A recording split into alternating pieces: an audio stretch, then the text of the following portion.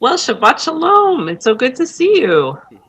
Shabbat Shalom to you, Rabbi, and to Ron. It's been a while since we've been together for a Kabbalat Torah, It has. a Shabbat Shalom, welcoming of everybody. Shabbat, a Kabbalat Shabbat, sorry. Well, it's great to be together. I hope that we're in for some good songs today, Ron. What are we going to sing? Oh, Hanukkah's right around the corner, so we have to catch up on all the ones that we may not have done so far. I was thinking something short and sweet to start off with. Mi Yimalel, I think, is a good one. Important part about this song, though, there are actions that go along with it. So again, I encourage you, if you're watching at home on your Friday evening, to join along with the actions. If you have kids, grandparents in the house, bring them in. We can all do them together. They would go like this. You start with one hand, and you would... Oh, I was going to ask if you're going to remind us what to do. Of course, of course, I couldn't do without reminders. So let's try it like this. We would go with one hand. We would go, who can retell the things that befell us? Who can count them? In every age, a hero or sage came to our aid. And that's it. Whether we're singing the Hebrew or the English, we're doing those same actions. So I'm going to have to ask you guys to help along because, well, it's hard to do two things at once here. Who can retell the things that befell us? Who can count them? In every age, a hero or sage came to our aid. That's it. You guys got it. You guys are quick learners. Let's go a little bit higher. Who can We can be tell creative. the things that befell us? Who can count them? In every age, a hero or sage came to our... Let's try in Hebrew. Mi Yimalel Givrot Yisrael et Otanim Ne Hein Bechobor Yaku Hagibor Goel Hayam. Alright, I think you guys can go a little bit faster. Let's try it. Who can retell the things that befell us? Who can count them? In every age a hero or sage came to our aid. Who can retell the things that befell us? Who can count them? In every age a hero or sage came to our... One more time. Yimalel Givrot Yisrael El Tanim Ne Ein Bechobor Yaku Hagibor Goel Hayam. Very good, Rabbi. Whoa. Very good, Arlene. Woo! That was done. fast. That was fast. All right.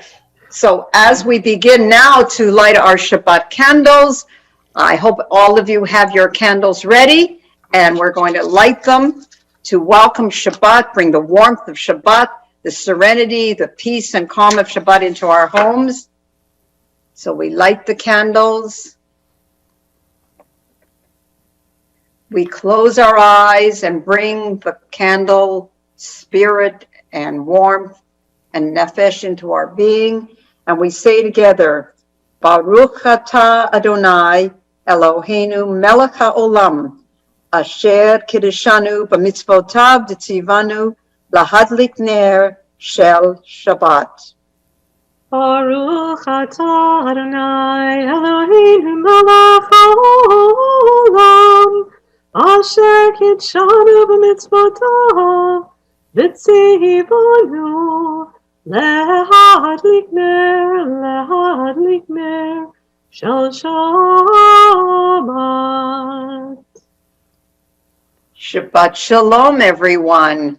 Now, as we have one set of candle holders for Shabbat, we have one other Hanukkah menorah, a Chanukiah. This is one of mine. I actually have 3 or 4 Hanukkiyot, Hanukkah candle holders, and I'm getting this one ready because on Thursday, December the 10th, we will be lighting the first candle of Hanukkah. So I had to make sure I had all my candles ready and my Chanukiah ready. I also had to make sure I had a few dreidels that are ready, and I have a whole bunch of dreidels left over from last year that I still have in a drawer. And of course, I needed some Hanukkah gelt, which I've managed to get to all my grandchildren so far. So I have Hanukkah gelt. The only thing I haven't got ready is the latkes and the sufganiyot, the potato pancakes and the donuts, and that'll be closer to the date. So I hope everybody is ready for Hanukkah and that wonderful celebration of freedom for our people and hopefully freedom for all people. And I think the rabbi has a story that she can tell us now, perhaps about Hanukkah, perhaps about something else.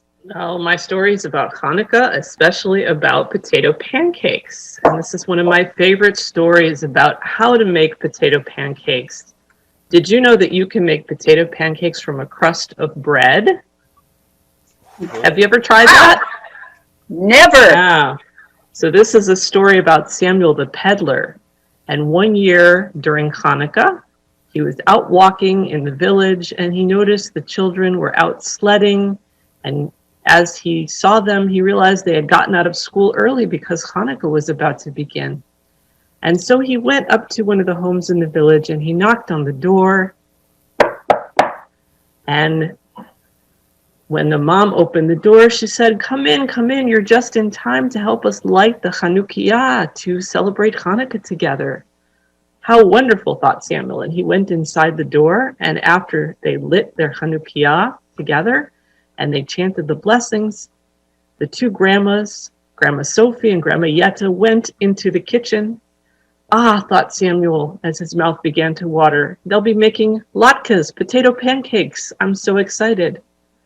But then Grandma Yetta and Grandma Sophie started to argue. We'll use my recipe, said Grandma Yetta. No, mine is better, said Grandma Sophie. We're hungry, said the children. Who needs recipes, said Samuel. I'll show you how to make potato latkes from a crust of bread. From a crust of bread, everyone said. Ah, well, some people say, not from a crust of bread. You should use a pickle or a fish or a cabbage. But I say a crust of bread is best. That's ridiculous, said Grandma Yetta. He's crazy, said Grandma Sophie. We're hungry, cried the children. So all the people gathered, all the family gathered round, and Samuel took out from his sack a bowl, and he took a crust of bread from Mama, and he grated it carefully into the bowl.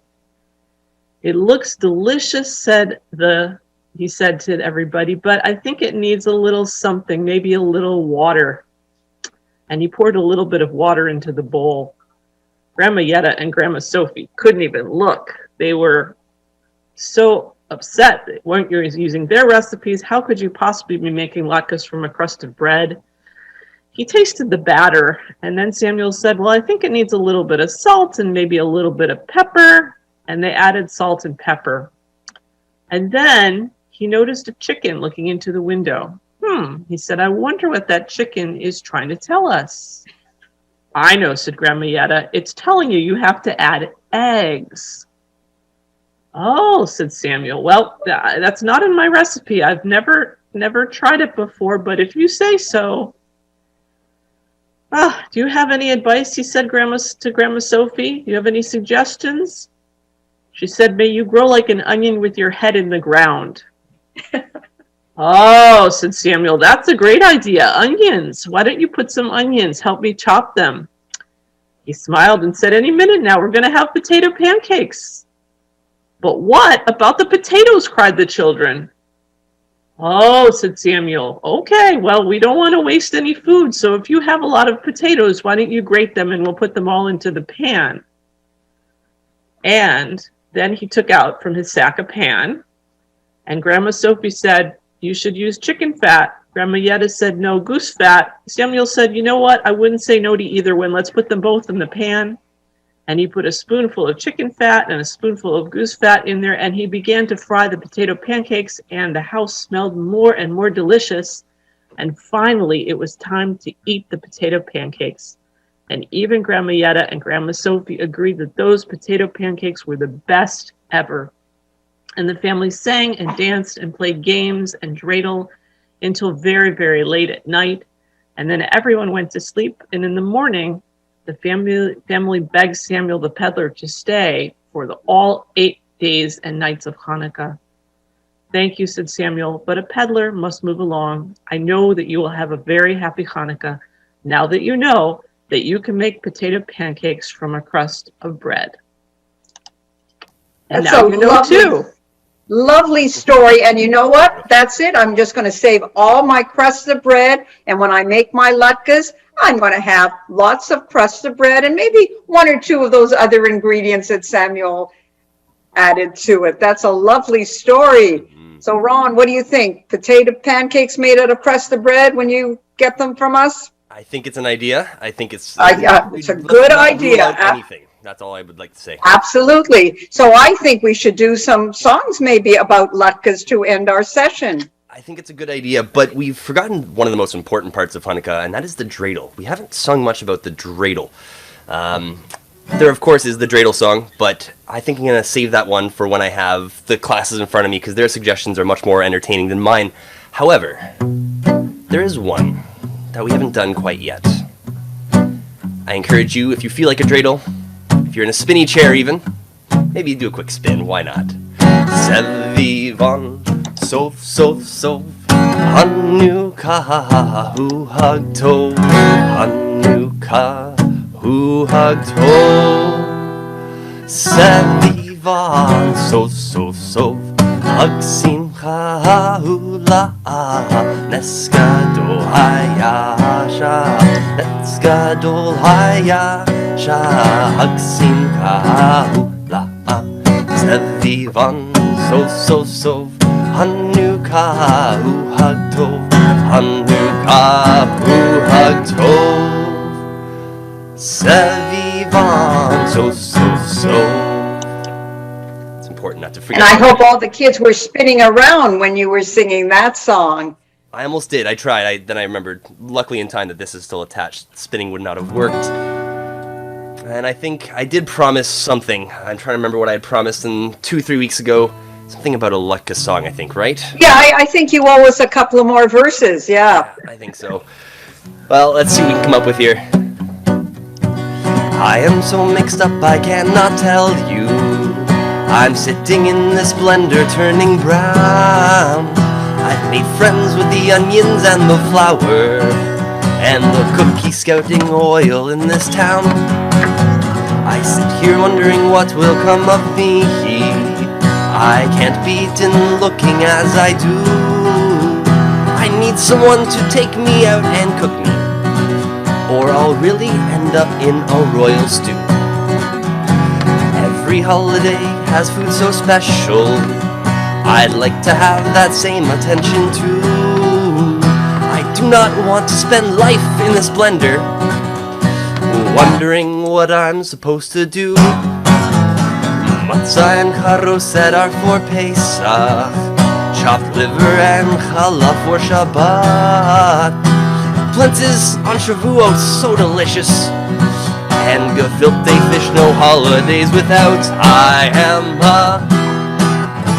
a Lutka, and I am waiting for Hanukkah to come. I am a Lutka, I am a Lutka, and I am waiting for Hanukkah to come. It's important that I have an understanding of what it is that I'm supposed to do. You see, there are many, many who are homeless, with no jobs, no food, and very little food. It's important that we all remember that while we have most of the things we need, we must remember those who have so little. We must help them, we must be the ones to feed. I am a Lutka, I am a Lutka, and I am waiting for Hanukkah to come. I am a Lutka, I am a Lutka, and I am waiting for Hanukkah to come. And you're a Lutka made out of a crust of bread. Absolutely. Right. And I think we're all waiting now for Hanukkah to come. So close. So next time when we meet, it's going to be the second night of Hanukkah, Friday the 11th. So I hope everybody will have their shamas candle ready to go and their 2 candles for Hanukkah, because when we meet next time, we will both light the Shabbat candles and the Chanukiah with our 3 candles, the shamas, and for the first 2 days of Hanukkah. So have a wonderful week, Rabbi and Ron. Ron, I hope your cold gets better. Rabbi, I love your hair. It's looking beautiful and long, so that's great. So have a great week, everybody. Shabbat Shalom, everyone. Shabbat Shalom, everybody. Shabbat Shalom.